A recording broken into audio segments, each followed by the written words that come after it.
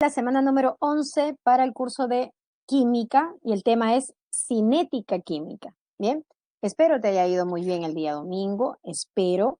Pues tenemos que continuar, ¿cierto? A más de la mitad del ciclo, hablar de cinética. Bien, la clase pasada trabajamos el tema de soluciones, previo a ello, reacciones químicas, ¿cierto?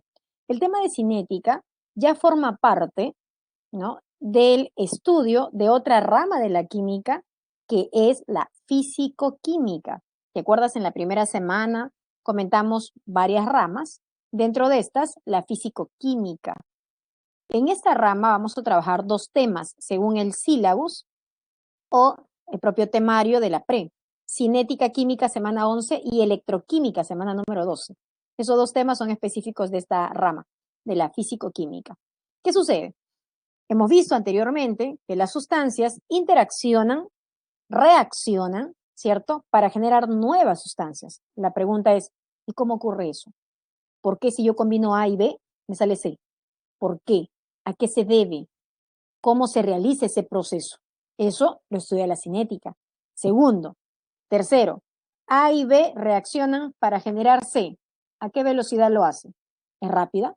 ¿Es lenta? Bien, ¿cómo mido esa velocidad de formación o desaparición de alguna sustancia que interviene en el proceso? Tercero, yo ya sé que la reacción es rápida o tal vez es lenta. Y de acuerdo a la alteración de algunos factores externos, puedo hacer que la reacción sea o más rápida o más lenta, de acuerdo a la conveniencia en tu proceso, ¿cierto? Todo esto tiene que ver con la cinética química, con la cinética química. Bien, entonces, vamos a comenzar a desarrollar. La cinética química, entonces te comentaba, estudia tres cosas, ¿no?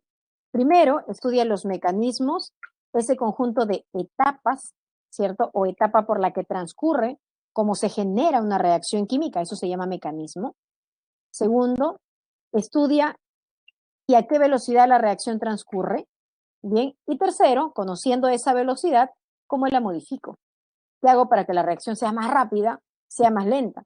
¿Cuáles son las condiciones en las que se deban estar determinado proceso para mantenerse sin que éste se altere? Cinética. Vamos a ir ampliando cada uno de estos tres puntos, ¿ya? Pero así de manera directa. ¿Qué estudia la cinética? ¿Cómo se desarrolla la reacción? ¿A qué velocidad ocurre? Tercero, ¿y cómo cambio esa velocidad? Cinética química. Bien, todos estos puntos están explicados en base a dos teorías, así como cuando hablábamos de estado gaseoso, ¿no?, y aparecía la teoría cinética molecular que ayudaba a explicar el comportamiento de los gases reales, ¿cierto? Similar pasa en cinética, tenemos dos teorías que explican por qué o cómo la reacción transcurre. La primera es la teoría de colisiones y la segunda es la famosa teoría del complejo activado. Bien, ¿qué refiere cada una? A ver, primer caso. La teoría de colisiones me va a indicar que para que una reacción química se genere, ¿cierto? Cuando una reacción química se genera, los reactantes deben tener condiciones, deben tener o cumplir tres condiciones para que la reacción química se genere. Y luego yo explique cómo sucedió. Bien, ¿qué deben hacer los reactantes? Bueno, los reactantes, obvio, deben entrar en contacto, ¿cierto? Deben de interactuar, deben de colisionar o lo que tú dices, deben de chocar. Las partículas deben de interactuar, colisionar o chocar. Bien, pero no toda colisión, no todo choque genera una nueva sustancia. ¿Quiénes lo hacen? Solo aquellos que presenten una orientación, dirección adecuada o apropiada. Solo algunos. Quiere decir, entonces, de que no todo lo que interactúa genera nueva sustancia. Esto debe interactuar correctamente con una dirección adecuada, pero que además adecuadamente chocan en base a esta orientación, en base a esta dirección, adquieran una mínima energía denominada la energía de activación. Su nombre lo dice, activación. Esa energía es la que se requiere para los reactantes se activen y generen nuevas sustancias a las cuales tú le llamas productos. Bien, entonces los reactantes deben tener o deben hacer tres cosas. Deben chocar, hacerlo bien, dirección correcta, y así van a adquirir una energía suficiente llamada energía de activación. Te repetía, hay dos teorías que nos ayudan a explicar todo ello. Empiezo. ¿Qué dice la teoría de colisiones? Tú dices, bueno, los reactantes deben de interaccionar, deben interactuar. Bien, pero deben de hacerlo correctamente. Me refiero, tengo reactantes, en este caso una molécula de hidrógeno y una molécula de yodo. Estas interactúan y lo hacen a una determinada orientación, generando con ello el producto que esperamos. En este caso, dos moléculas de yoduro de hidrógeno. Si generan el producto esperado, entiendo entonces que la orientación ha sido adecuada o le digo que el choque ha sido efectivo. Pero, ¿qué sucede? Chequea. En este caso, aquí yo también tengo molécula de hidrógeno y de yodo. Bien, acá observo que interaccionan, pero esta interacción no tiene la dirección suficiente o no adquieren bajo esa dirección, bajo ese choque, la energía suficiente. Por lo tanto, lo que yo observo es las mismas sustancias, no la formación de una nueva. Entiendo entonces que este choque no fue efectivo. Por eso decíamos, los reactantes deben interaccionar, sí, deben de chocar, deben colisionar, pero deben hacerlo bien. O sea, deben tener una orientación adecuada. Bien, primer punto, primera teoría. Y la otra teoría era la famosa teoría del complejo activado. ¿Qué sucede? Los reactantes chocan. Ya sabemos que lo deben hacer con una buena dirección. Pero al momento de chocar, al momento de interactuar, las partículas van adquiriendo cada vez más energía. Más choque, más energía. Producto de tener más energía, estas se vuelven más inestables. Si son más inestables, hay ruptura de enlaces internos. La ruptura de enlaces internos hacen que estos átomos se reacomoden para formar nuevos enlaces y generen nuevas sustancias, que es las que nosotros esperamos. Se puede analizar en función a varios perfiles. Chequea. Dice, cuando tiene lugar una reacción química, inicialmente la energía del reactante crece. Claro, comienza a interaccionar, va adquiriendo cada vez más energía hasta lograr a un estado máximo, llamado el famoso complejo activado. ¿Producto de qué? De que internamente ha habido ruptura de enlaces, ¿cierto? Hasta alcanzar un máximo. ¿Cómo le voy a llamar? Complejo activado o estado de transición. ¿Qué sucede aquí? Hoy tenemos una buena parte de análisis de gráficas. Y esto es sencillo. Lo único que te pido es revisar. ¿Y qué estoy graficando? ¿Qué estoy ploteando? Bueno, estoy graficando energía con respecto al avance de la reacción, transcurso de la reacción o tiempo, ¿cierto? Entonces, en el tiempo cero solo tenemos reactantes, que en este caso son ellos. Solo tenemos reactantes en el tiempo cero. Bien, los reactantes, ¿qué pasa? Comienzan a colisionar. Van colisionando, hay ruptura de enlaces internos y van adquiriendo, producto de esta colisión, producto de la ruptura de enlace, cada vez más energía, ¿cierto? Entonces los reactantes tienen una determinada energía, van adquiriendo otra hasta llegar a un estado transitorio llamado complejo activado. Esta energía necesaria se denomina energía de activación, ¿cierto? ¿Qué pasa en el complejo activado? Te decía, se han roto los enlaces en el complejo activado, en este estado transitorio, los átomos se reordenan para generar nuevos enlaces y así nuevas sustancias que son mis productos. Y la reacción transcurre, ¿cierto?, en un determinado tiempo, generando el producto esperado. Ahora, cuando uno analiza estos perfiles, nosotros podemos reconocer, si hablamos de términos energéticos, podemos reconocer si un proceso absorbió energía o si un proceso liberó energía. Y con esto voy a repasar las semanas anteriores. Tú me dirás, cuando tú calculabas calor para un proceso, para un cambio, ¿cierto? En este caso específico, una reacción. Si el calor resultaba ser positivo, un valor numérico, junto con un signo positivo, dime cómo tú reconocías ello. ¿Qué refería si el calor era positivo? Dime, proceso endotérmico o exotérmico. Ojo que te hablo de la segunda semana y de la semana 7. Estamos en la 11. Si el calor, si ese valor de energía te salía positivo, ¿qué me dices? Endotérmico, perfecto, perfecto. Muy bien. Y si esa energía te salía negativa en el proceso, negativa, el valor numérico era importante, pero ese signo era interpretativo, ¿te acuerdas? Ah, si era negativo, era exo. Perfecto, perfecto. Acá vamos a hacer lo mismo. Tú ya sabes que positivo es endo y que el calor o la energía o la entalpía negativo es exo, tú lo sabes. Solo que ahora aquí, frente a la gráfica, bien, la vamos a representar, nada más. Te voy a colocar los dos perfiles, chequea. El perfil de una reacción establece qué es lo que pasa a medida que el tiempo transcurre con respecto a la energía en el proceso. Y voy a analizar, ojo aquí. Inicialmente, ¿qué cosa tengo? Reactante. En el tiempo cero solo hay reactante. Y el reactante presenta una determinada energía. Muy bien. A medida que el tiempo transcurre, ¿qué pasa con los reactantes? Comienzan a interaccionar, chocan, hay ruptura de enlace y van adquiriendo una energía denominada energía de activación, hasta llegar a un estado de transición, adquiriendo o teniendo ya el sistema la famosa energía del complejo activado. Entonces el reactante trae algo de energía, necesita un poquito más, que es la energía de activación, para llegar al estado de transición, ¿cierto? Los átomos se reacomodan, generan nuevos enlaces, nuevas sustancias y se forma el producto. Y pues el producto trae una determinada energía también. Pregunta hasta aquí. Cómo puedo determinar esta energía de activación? ¿Cómo puedo determinar esa energía que me falta a partir de lo que yo tengo inicialmente, que son mis reactantes, para llegar al complejo activado? ¿Cómo la calculo? No te olvides que la energía de activación siempre será del inicio hacia el pico alto. Del inicio al pico alto, esa es la energía que se requiere. Y entonces será la diferencia de lo que se tenía con respecto a lo que debería tener, ¿cierto? Que es alcanzar lo máximo, que es el complejo activado. Pues la energía de activación siempre se considera como positiva porque es lo que el reactante necesita para activarse y generar productos.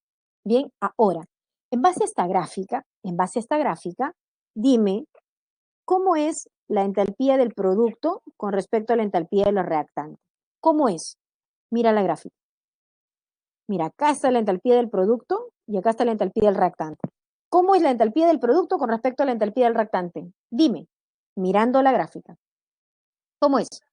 Producto con respecto al reactante. Muy bien, Nayeli, perfecto. Menor. Menor, o sea, así, ¿no? Así. Ahora, importantísimo calcular la variación de entalpía. La variación de entalpía la podemos calcular o representar de dos maneras. Algunos colocan E, energía, ¿cierto? Puedes colocar H, que es entalpía. El término correcto es entalpía, debido a que esta es la energía de todo el proceso, ¿cierto? Entonces, cuando nosotros calculamos variación de entalpía o la energía de la reacción, esto es, desde la primera semana, cada vez que tú hablas de variación, esto es final menos inicial. Variación de temperatura, ¿te acuerdas? Final menos inicial. En este caso dices, final. ¿Quién es mi final? Bueno, tener producto. Eso es lo final, tener producto. ¿Y qué es lo inicial? Bueno, inicio con mi reactante. Ahí está. Entalpía del producto menos entalpía del reactante o energía del producto menos energía del reactante. Como quieras. Ahora, como en base a esta gráfica tú me has dicho que la entalpía del producto es menor que la del reactante, ¿cómo sale todo esto?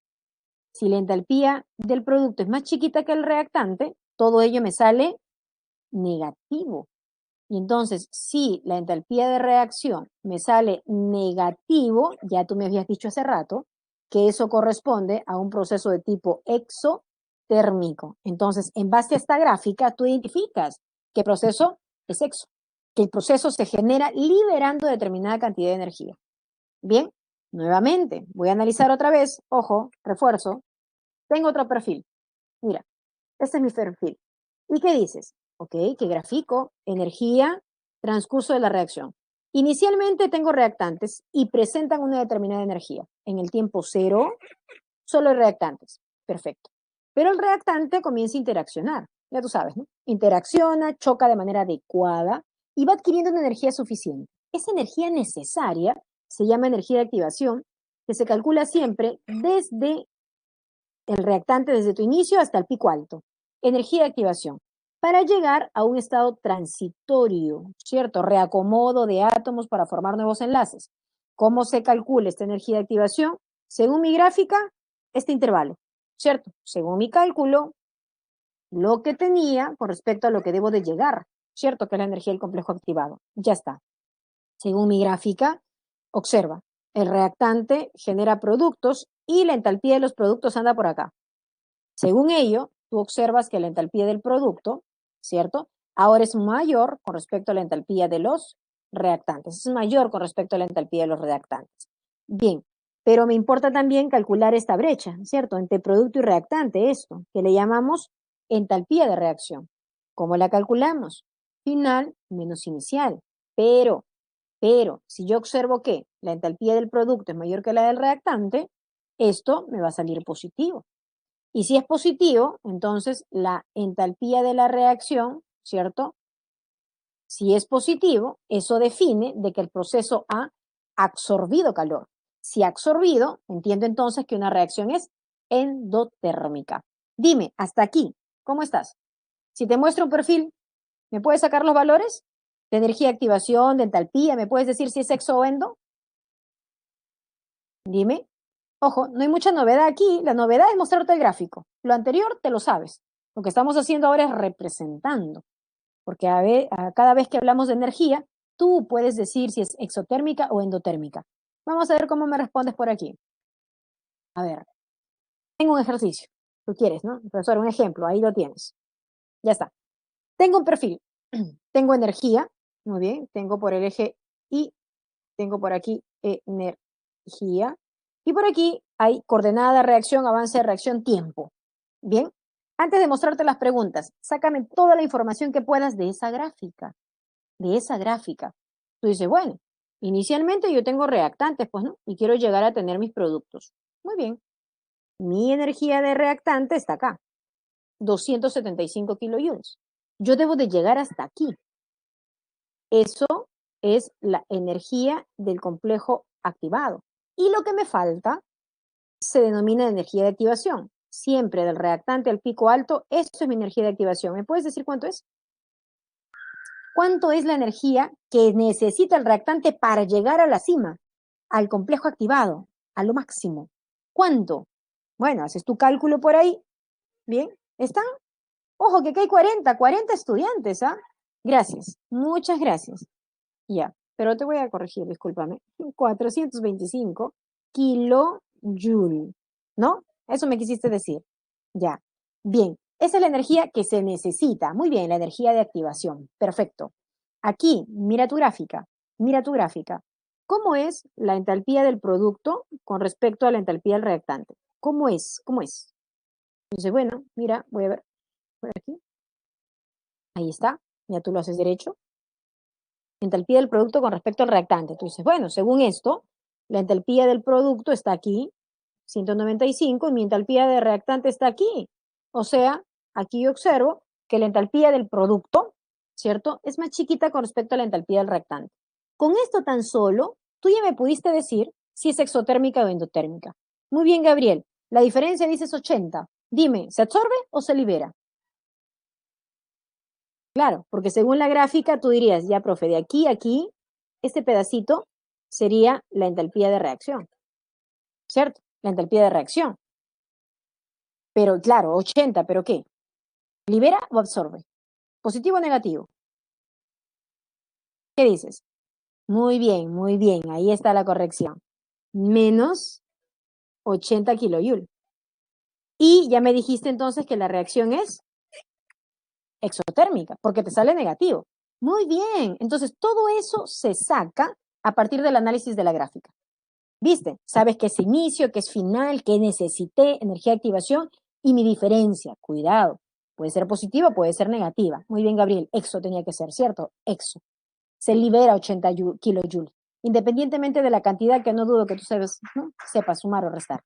Bien, entonces, fíjate, todo eso ya sacaste de la gráfica. Ahora sí, respondes. ¿Cuánto vale la energía de activación para esta reacción? Bueno, ya la saqué. La energía de activación es 425 kilojoules. Bien, hasta ahí, pregunta de un examen de admisión. Nada más, no hay nada más que hacer. Mirar y marcar. Cuidado con equivocarse en sumar.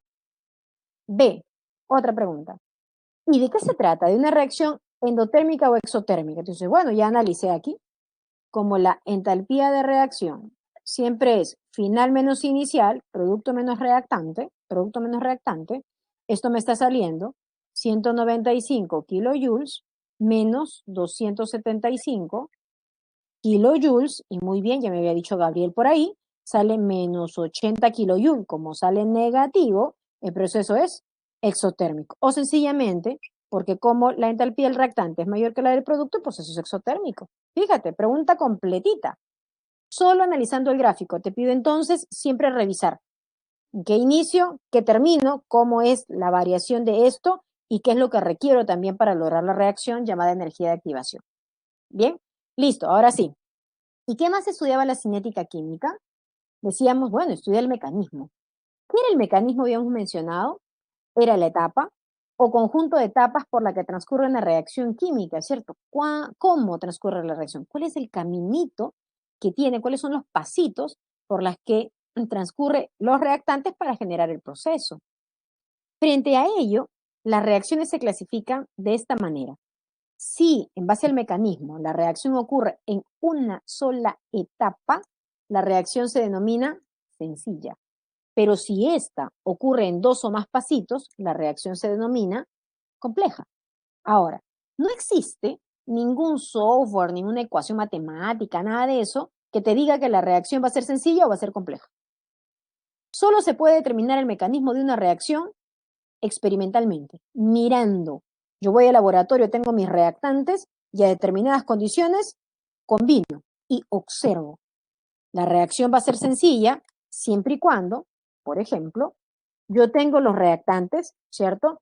Ellos internamente interaccionarán de manera orientada, van a ir adquiriendo su energía, la energía de activación, y si lo primero que yo observo, independientemente del tiempo, la reacción sea rápida, lenta, no me importa, pero lo primero que yo observo luego que ambos se combinen es bromuro de sodio y agua, entonces la reacción es sencilla, porque de manera directa, en un solo paso, se generó el producto que yo espero. Así se clasifica una reacción como sencilla. Repito, los reactantes interaccionan y lo primero que se genera, independientemente del tiempo o su velocidad, lo primero que se genera es lo que yo esperaba. La reacción es sencilla. Bien, la reacción se denomina compleja cuando, por ejemplo, tengo esa reacción, esa es la que yo quiero, ¿ya? Ahí observo que son 2 moles de monóxido de nitrógeno que se descomponen para darme 1 mol de oxígeno y 2 moles de nitrógeno. Bien, entonces esa reacción es la que yo quiero. Entonces me voy al laboratorio, tengo el gasecito de monóxido de nitrógeno y observo qué pasa. Chequea. 1 mol de monóxido de nitrógeno reacciona, se descompone y me genera oxígeno radical y 1 mol de nitrógeno. Yo digo, esto no es lo que yo esperaba. Pero a medida que la reacción transcurre, observo de que otra molécula de mi reactante inicial interactúa con ese radical de oxígeno y me genera estas sustancias, que eran las que yo estaba esperando. Bien, de tal manera entonces que la reacción química no ocurrió de manera directa. Tiene 2 etapas, de tal forma que si yo sumo mis etapas, pues me da lo que yo conozco como la reacción global. Y observo N2O, N2O, 2 moles de N2O. Observo por aquí algo curioso. A medida que el tiempo transcurre, hay una sustancia que aparece y que desaparece. A medida que el tiempo transcurre, repito, hay una sustancia que aparece y desaparece, pero que no forma parte ni de reactante ni de producto. A esa famosísima sustancia se le denomina sustancia intermedia. Y es esa sustancia intermedia la evidencia de que la reacción ha sido compleja. Puede haber una, puede haber más. Bien, pero repito, tengo mis reactantes, empiezan a interaccionar y a medida que el tiempo transcurre, observo que aparece alguien que yo no esperaba, pero a medida que, o así como aparece, también desaparece evidencia de que la reacción ha sido de tipo compleja. Bien, evidencia que la reacción ha sido de tipo compleja. Repito, puede aparecer una o más. Bien, así es una reacción compleja. Puede tener 2 etapas, puede tener 3, puede tener más, en función a las condiciones en las que los reactantes se encuentren. Bien, mecanismo de reacción. Ahora, ¿qué más estudiaba la cinética química? La velocidad de reacción. Y tú hasta aquí dirías, bueno, profe, en física hablamos de velocidad como distancia recorrida en un intervalo de tiempo. Distancia recorrida en un intervalo de tiempo. Claro, en química yo no tengo distancia, pero yo sí sé que hay alguien que se gasta, que se llama reactante, y hay alguien que se forma, que se llama producto. Y que a medida que el tiempo pasa, va a ir cambiando algo, y es su concentración. Se describe que la velocidad de reacción, si de manera general yo tengo reactantes que generen producto, se puede calcular de esta manera.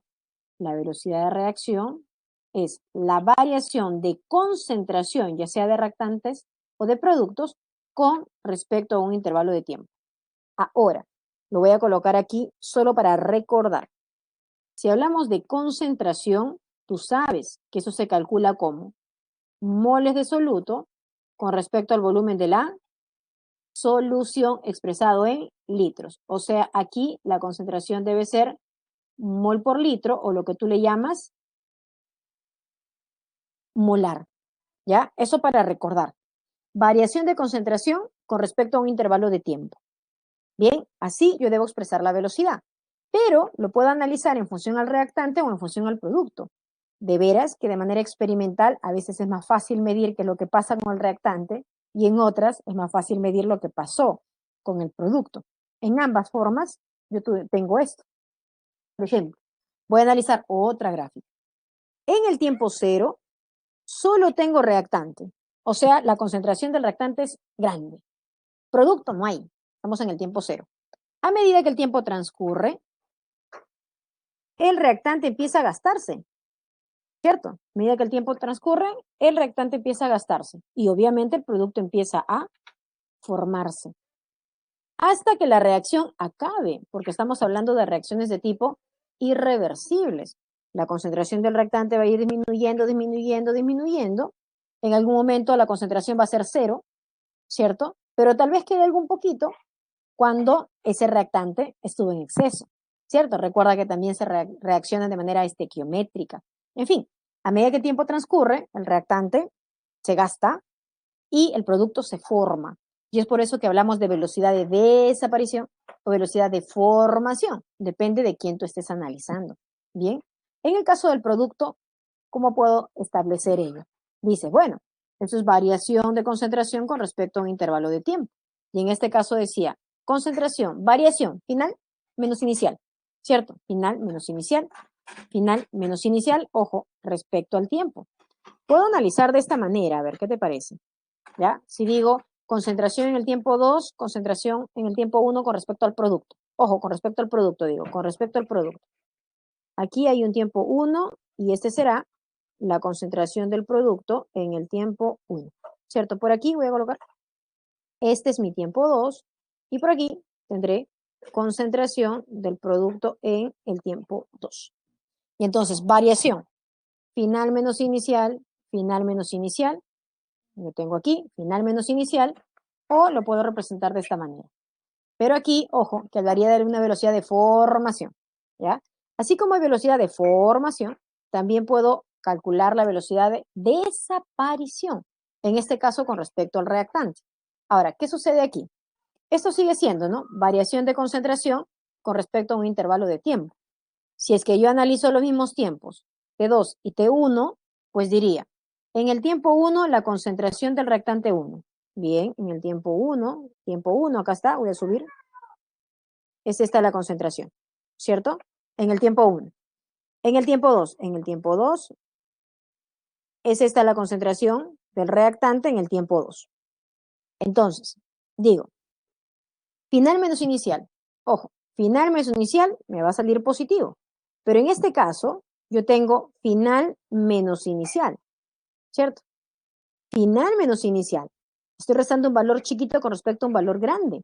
Por lo tanto, toda esta resta a ti te sale negativa y se coloca un signo adicional para que numéricamente el valor de la velocidad te dé positivo.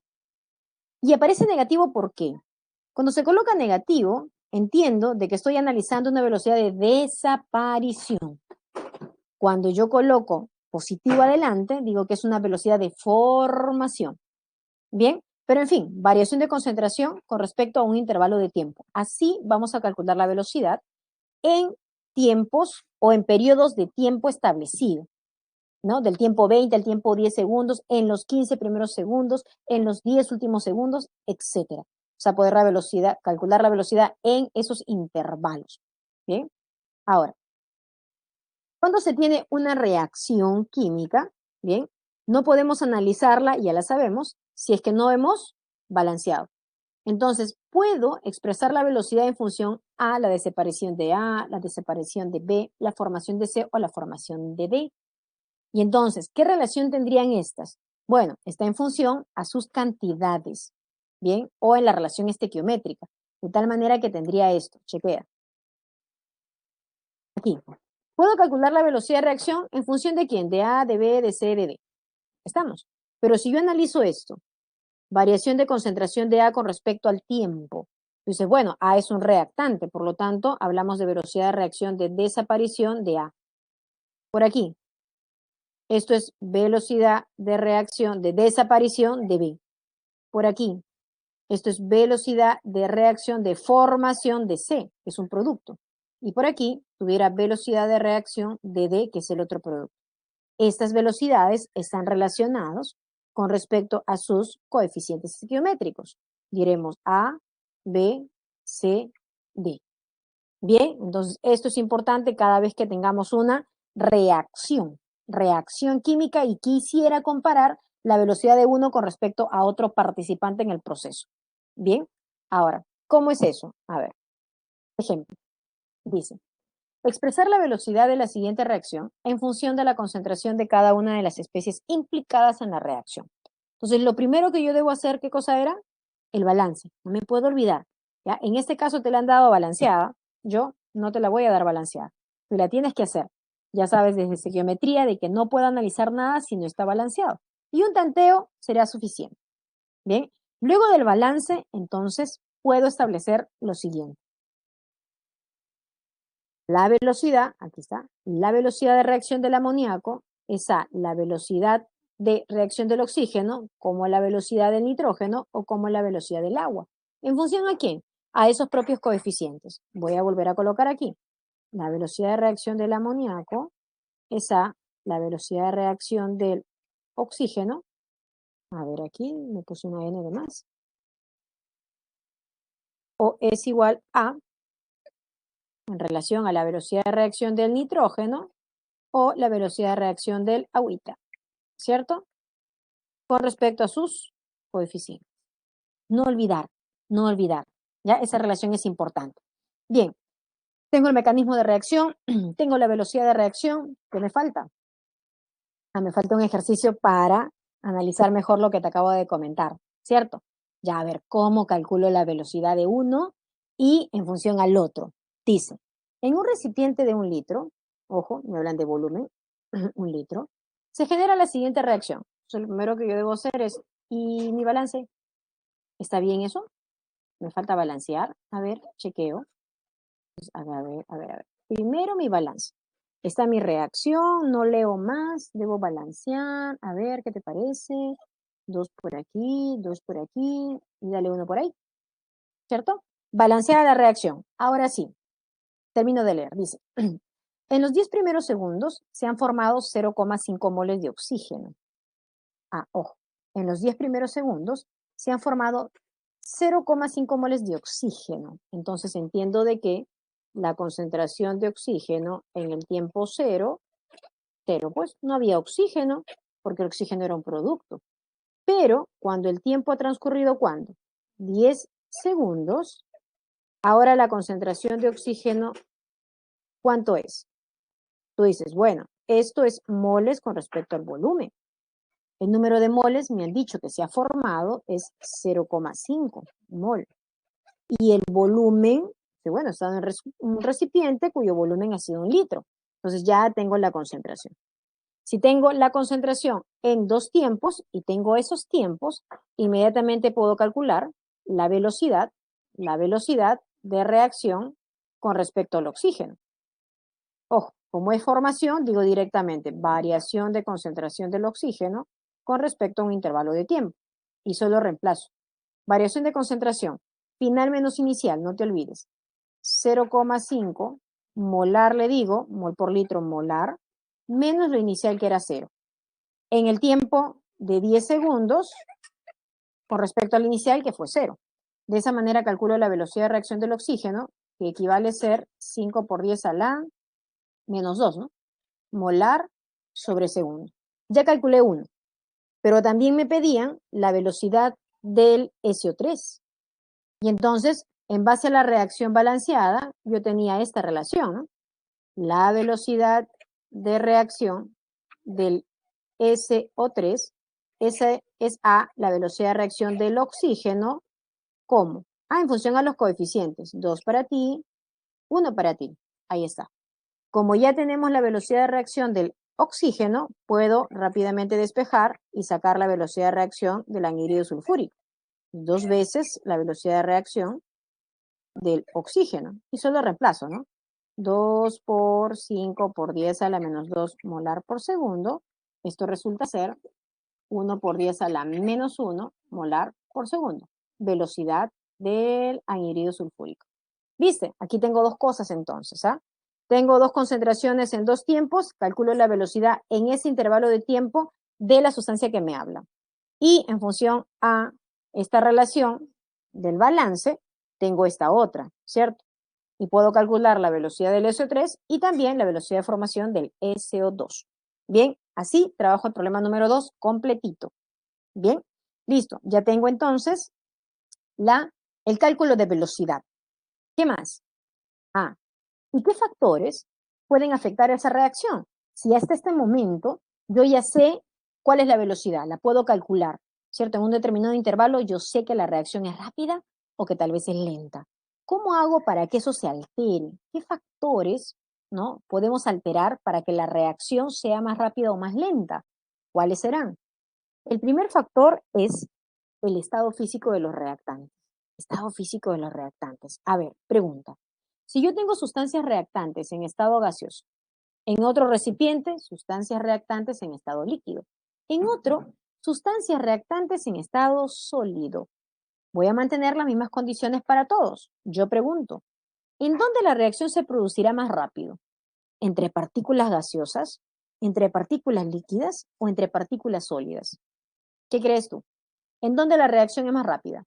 ¿Entre gases, entre líquidos, entre sólidos? Ojo, manteniendo todo el resto de parámetros constantes, ¿cierto? Igual, si no, no puedo comparar uno frente a otro. ¿Dónde crees que la reacción se dé más rápido? ¿Entre gases, entre líquido, entre sólidos? Dime. ¿En dónde? ¿Te leo? En gases, dicen. ¿Seguro? Mauricio, Gabriela, Andrea me dicen en gases. ¿Seguro el resto? ¿Por qué? A ver, uno de los tres me puede decir, o los tres me pueden decir, ¿por qué en el estado gaseoso la reacción se debe producir más rápida? ¿Por qué? ¿Por qué han llegado a esa conclusión? ¿De qué depende? ¿De qué depende? Dice, bueno, ya la teoría de las colisiones y la teoría del complejo activado me la sé. Ya sé cuándo una reacción química se debe generar. ¿Por qué entonces intuyo de que en el caso de los gases, ¿no? Ellos van a reaccionar de manera más rápida con respecto a líquidos y sólidos? Dime, no solo basta soltarme la respuesta, me te la tienes que justificar. Te leo. ¿De quién? ¿Por qué? ¿Por qué gases? ¿Por qué en el caso de los gases, chicos? Nada, una palabrita nada más me puedes decir. ¿Por qué en el caso del estado gaseoso? Ojo, tú dices, para que la reacción transcurra, para que la reacción se genere, los reactantes, ¿qué deben de hacer? ¿Qué deben hacer reactante con reactante? Dime, ¿qué deben hacer? Deben de chocar, deben de chocar. Ya, en el caso de la disolución, Sandra, no hablamos de una reacción química como tal, ¿cierto? Ahí hay modificación física de las sustancias, ¿no? Muy bien, ahora sí, Sandra Huiza, no me dice, mayor movimiento, claro, porque ya sabemos, ojo, si los reactantes deben interaccionar para lograr esa energía suficiente y la reacción se produzca, entonces En el caso del estado gaseoso, ¿cómo es el movimiento de las partículas? Mucho más caótico, ¿cierto? Mucho más desorden, comparado con un líquido, comparado con un sólido. Entonces, ese mayor movimiento que nos comenta Sandra, bien, hace de que haya mayor interacción entre las partículas, o sea, mayor choque. Y cuanto con más frecuencia las partículas chocan, más rápido adquieren esa energía suficiente, más rápido la reacción se transcurre, más rápido es la reacción. Bien, entonces depende pues del estado físico primero. Segundo, aquí. Y la facilidad como entran en contacto pues estos reactantes para generar el producto, ¿cierto? Ahora, aquí te doy un ejemplo. Tengo una barra de hierro de 10 gramos, imagínate por ahí. Y por aquí yo tengo virutas, polvito de hierro. ¿Cuánto? La misma cantidad, 10 gramos, no hay problema. Tengo hierro, ¿ya? La misma cantidad, la diferencia está en que una es una barra compacta y la otra es mi polvito de hierro, ¿ok? Ambos entran en contacto con el oxígeno. ¿Cuánto? La misma cantidad. Y tú bien sabes, bueno, y el hierro, al entrar en contacto con el oxígeno, ¿qué le pasa? Se oxida. En los dos casos se va a oxidar. Mi pregunta es, ¿en dónde la oxidación se dará más rápido? ¿En la barra de hierro o en el polvito de hierro?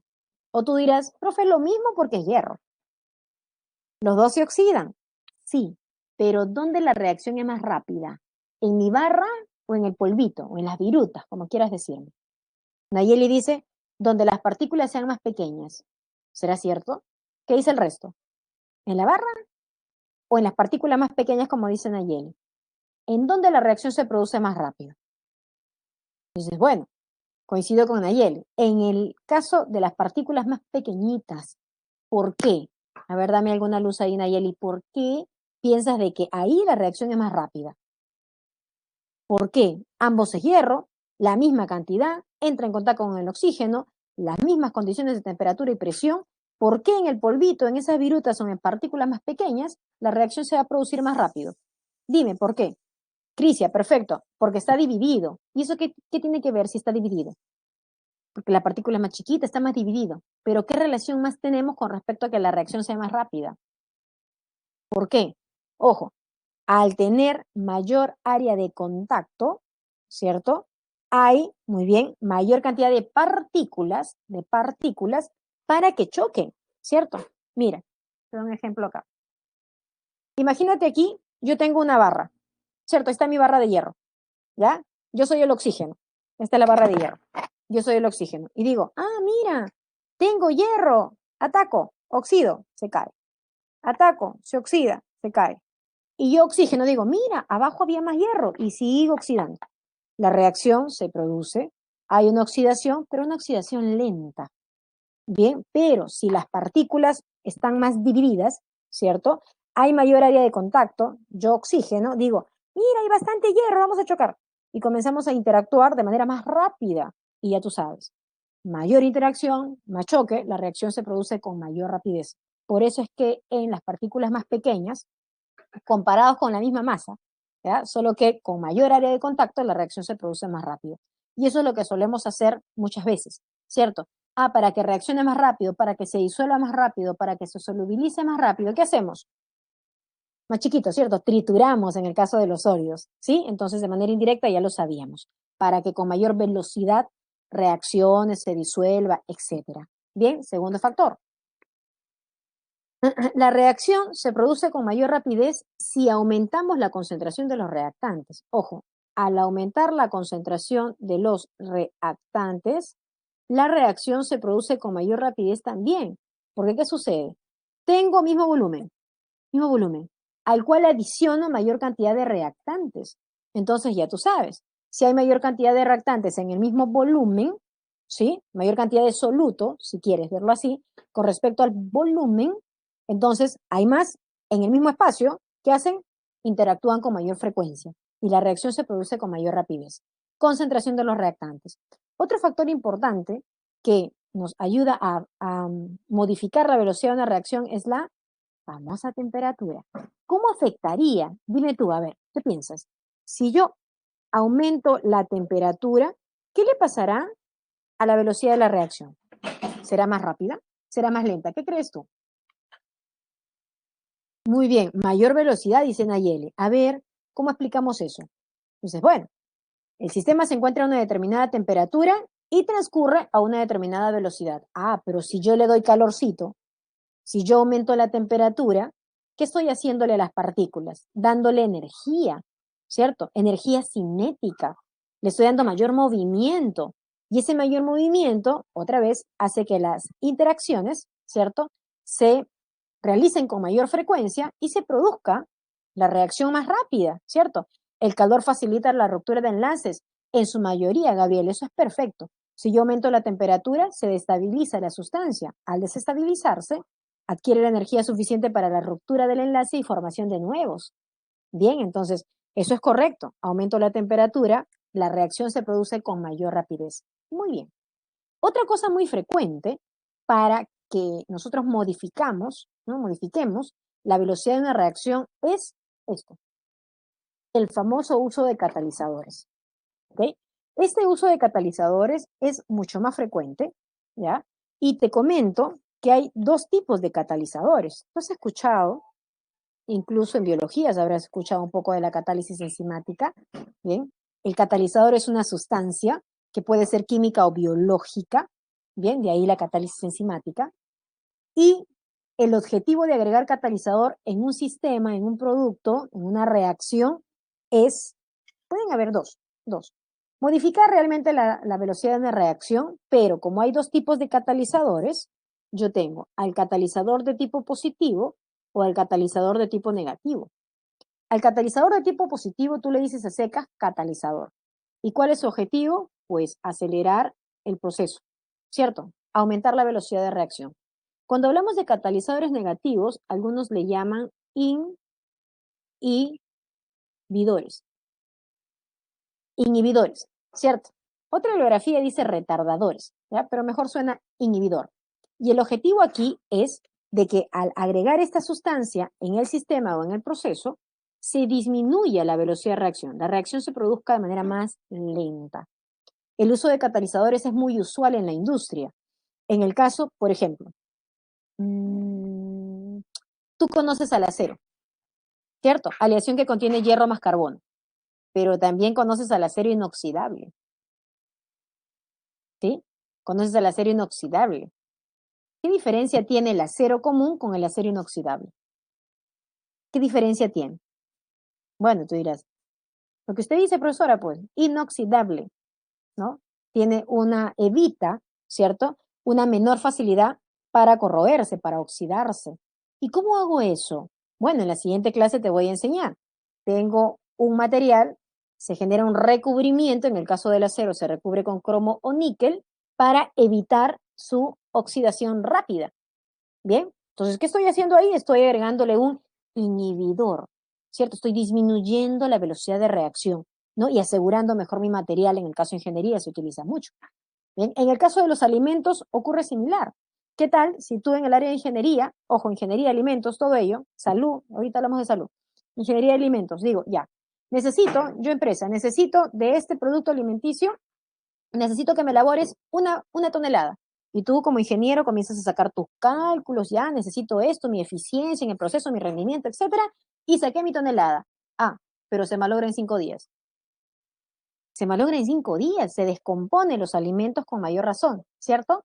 O con mayor velocidad, se descomponen rápidamente. Entonces tú dices, 5 días, he hecho una tonelada, ni siquiera me va a dar tiempo para meter mi mercadería ¿no? O el producto al mercado y ya se descompuso.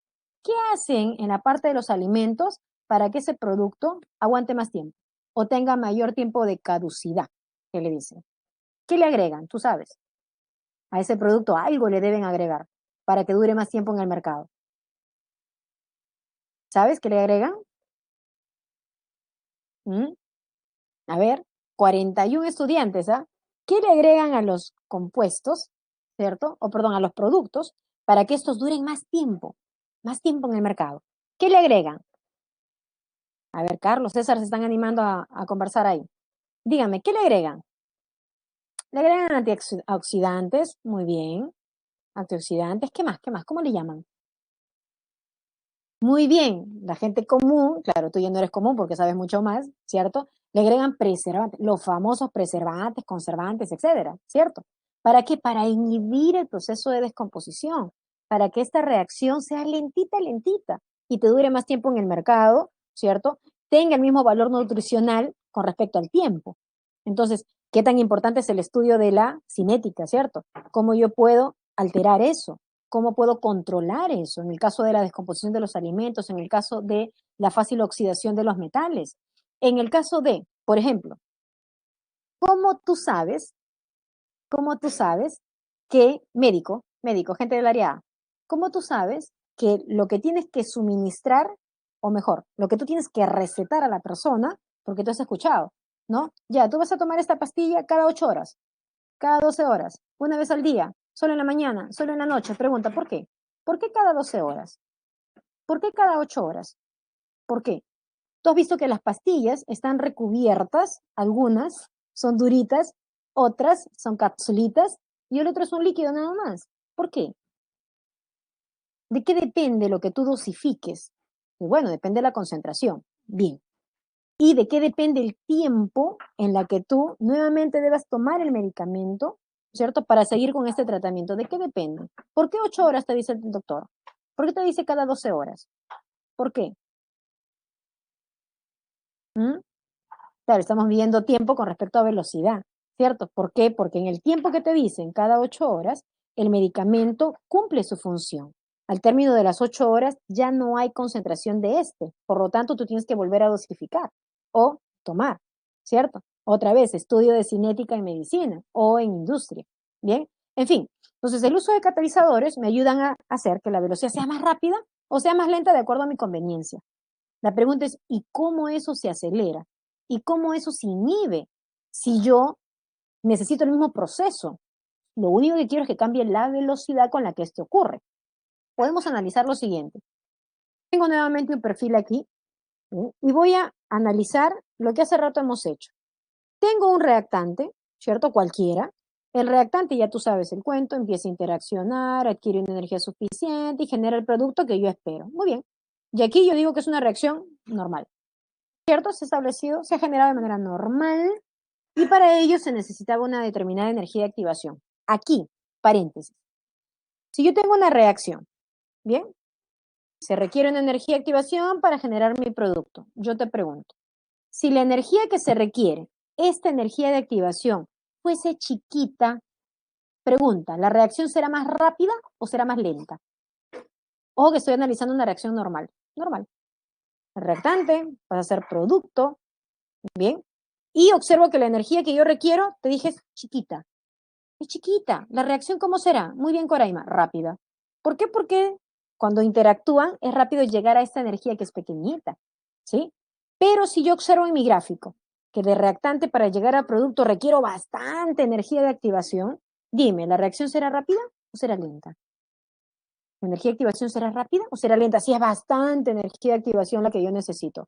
Muy bien, Gabriel, será lenta. Claro, porque me voy a demorar más tiempo en acumular esa energía necesaria. Muy bien, perfecto, ya la tienes. Si la energía de activación es chiquita, la reacción es rápida. Si la reacción de, perdón, si la energía de activación es grandaza, la reacción es lenta. Bien, ahora, hasta aquí yo he analizado una reacción normal. Ahora, ¿qué sucede? Cuando tú utilizas un catalizador, el objetivo es, yo sigo teniendo el mismo reactante y quiero llegar al mismo producto, solo que de manera rápida, si yo quiero o si yo utilizo un catalizador positivo. Quiero que sea más rápida. Entonces, si yo quiero que sea más rápida mi reacción ahora, utilizando catalizador, la energía de activación que ahora yo necesitaría debe ser más pequeña. Entonces, la explicación de que una reacción al utilizar catalizador sea más rápida es porque la presencia del catalizador en el proceso hace que disminuya la energía de activación que se necesite. Disminuye la energía de activación que se necesite. Entonces, ahí tú tienes la explicación. Recuerda, cada vez que se agrega un catalizador, se modifica la energía de activación. Si quiero que la reacción sea rápida, la energía de activación con el catalizador debe ser más chiquita. Por el contrario, ¿qué sucede si esa era mi reacción normal? Pero ahora quiero que mi reacción sea más lenta, pues. También le voy a agregar un catalizador, pero en este caso le voy a agregar un catalizador negativo. Esta gráfica es con catalizador negativo, con un inhibidor que hace posible que la energía de activación sea más grandaza, ¿cierto? Entonces, así la reacción se hace más lenta. Bien, listo. A ver, ¿cómo te va? Te voy a dejar ahí con el gráfico, ¿ya? Vamos a pausar y, bien, continuamos, chicos. Nos quedamos en este último factor que comúnmente se utiliza, se aplica para modificar la velocidad de la reacción. Bien, puedo tener catalizadores de tipo positivos, cuyo objetivo es acelerar el proceso, haciendo que la energía de activación sea más pequeña comparada con la original, pero también puedo utilizar inhibidores como la gráfica en verde que te mostré, haciendo que la reacción se produzca de manera más lenta, es decir, aumentando la energía de activación con la presencia de este catalizador. Bien, cabe resaltar que el catalizador en el proceso es aquella sustancia que acompaña a los reactantes para generar productos y que al término de la reacción el catalizador es recuperado tal y como ingresó. El catalizador no se gasta, el catalizador no es reactante, no es producto, solo acompaña en el proceso. Bien, acelerando o inhibiendo la reacción. Bien, ¿y cómo puedo establecer esta famosa ecuación denominada la ley de la velocidad de una reacción? Recuerden que esto se